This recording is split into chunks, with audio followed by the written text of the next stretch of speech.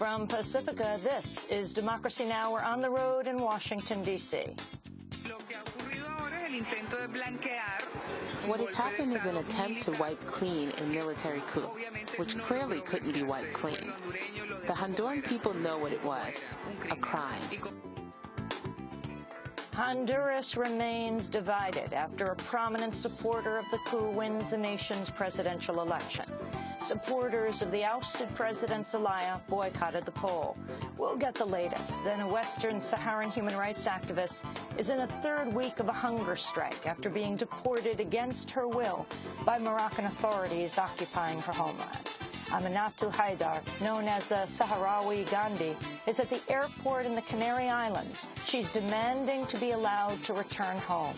We'll go to the airport to get the latest, and we'll speak with the D.C. representative for the Polisario. Then President Obama orders a major escalation of the war in Afghanistan by sending 34,000 additional troops. Has the media helped beat the drum for war? Fairness and Accuracy in Reporting, a media watch group, reveals pro-war voices outnumbered anti-war ones by a huge margin in the op-ed pages of the nation's two leading newspapers, The New York Times and The Washington Post. All that and more coming up.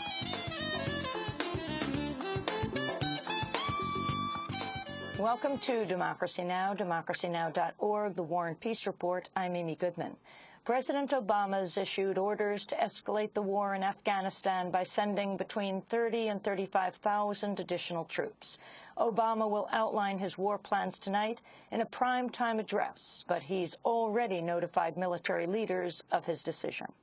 On top of previous reinforcements sent earlier this year, the troop buildup will nearly triple the U.S. military presence in Afghanistan that President Obama inherited when he took office.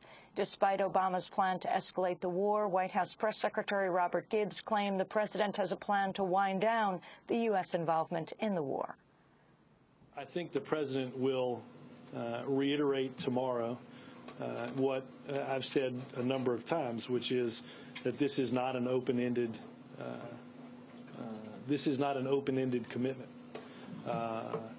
That we are there to partner with the Afghans to train the Afghan National Security Forces, the Army and the police, so that they can provide security for their country and wage a battle against an unpopular insurgency in that country. President Obama spent Monday phoning foreign counterparts about his decision to send more troops. Britain and Australia have already pledged to support the extended war. British Prime Minister Gordon Brown said Monday an additional 500 British troops will be sent to Afghanistan. Mr. Speaker, with the three conditions now met, I can confirm that we will move to a new force level of 9,500. The extra troops will deploy in early December to thicken the UK troop presence in central Helmand, and from late January they will make the transition to the partnering role we envisage for them. Australian Prime Minister Kevin Rudd vowed Australia will boost its efforts to train the Afghan police force. Australia takes its alliance with the United States very seriously. That's why we have been with America for a long time in Afghanistan, and while we will be with America for the long haul. Protests are being planned for tonight outside West Point, the site of President Obama's speech. On Monday, representatives of 34 anti-war groups delivered an open letter to President Obama strongly opposing his decision to escalate the war. Meanwhile, in Afghanistan, many residents have expressed opposition to Obama's war plans. If they increase troop numbers, they will bombard more houses of innocent people. They will kill more innocent Muslims. They will search more houses. And this is going to be a disaster for the country. Iraqi officials are reporting incidents of cancer, deformed babies, and other health problems have risen sharply since the U.S.-led invasion in 2003. Many suspect the causes are contamination from weapons used in years of war and unchecked pollution. In the city of Fallujah, a spike in the number of births of stillborn, deformed, and paralyzed babies has alarmed doctors. Fallujah was the target of two massive assaults by the U.S. military. in the city of Basra, Dr. Jawad Al-Ali said, quote, "We have seen new kinds of cancer that were not recorded in Iraq before war in 2003, types of fibrous, that's soft tissue cancer, and bone cancer. These refer clearly to radiation as a cause." In media news, the nation's largest cable television company, Comcast, appears one step closer to buying the television and movie giant NBC Universal from General Electric. Such a deal would give Comcast control of the NBC network, the Spanish-language Telemundo, cable channels including MSNBC, dozens of local TV stations, and the Universal Film Studio.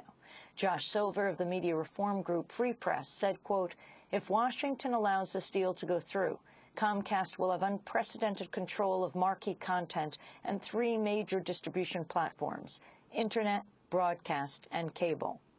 We've never seen this kind of consolidated control," Silver said. Climate justice actions were held across the nation in Canada Monday, 1 week ahead of the start of the climate talks in Copenhagen. In San Francisco, 23 people were arrested for blocking the entrances to a Bank of America. In Chicago, 12 people were arrested during a protest against carbon trading at the Chicago Climate Exchange. In Whitby, Ontario, 7 people were arrested for a sit-in at the office of Canada's finance minister. 4 people were arrested in Greenville, South Carolina, after activists locked themselves to a £1.5 million generator destined for a coal plant run by Duke Energy.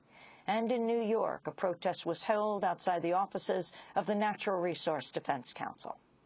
Protest organizers targeted the environmental group because of its support of a cap-and-trade system. NASA scientist Jim Hansen took part in the New York protest. The effect that humans are going to have on future climate and the future for our children and grandchildren is analogous to the situation that Lincoln faced with slavery or that Churchill faced with Nazism. It's not a thing where you can compromise. You have to take the actions that are needed to solve the problem, and that means we're going to have to phase out coal use unless the CO2 is captured and sequestered, but there is no such thing as clean coal at this time, and there probably never will be. In news from Capitol Hill, debate has begun in the Senate on the Democrats' plan to overhaul the nation's health care system. On Monday, the Congressional Budget Office issued a report saying the Senate bill would significantly reduce costs for many people who buy health insurance on their own, but that premiums will not substantially change for the vast numbers of Americans who receive coverage from large employers. The CBO report contradicts assertions by the insurance industry that the average family's coverage would rise by thousands of dollars if the proposal became law. The CBO did conclude that health premiums would go up for a portion of the population, the 14 million Americans who buy their own coverage and earn too much to get proposed subsidies. The Supreme Court has upheld the Obama administration's efforts to withhold the release of photographs of prisoners being tortured and abused by U.S. forces. On Monday, the Supreme Court vacated a lower court ruling that would have required the government to release the photographs to the American Civil Liberties Union. According to a government brief, some of the photos show, quote, soldiers pointing pistols or rifles at the heads of hooded and handcuffed detainees, unquote. A soldier who appears to be striking a prisoner with the butt of a rifle, and a soldier holding a broom as if sticking its end into a prisoner's rectum. Iran has detained 5 British men after the yacht sailed into Iranian waters last week. The men were sailing from Bahrain to Dubai when stopped.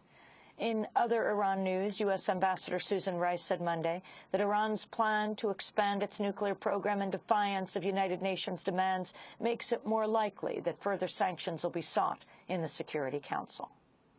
And while we have been and will remain in close consultation with our P5+1 partners on the way forward, we have said that this is a dual-track effort.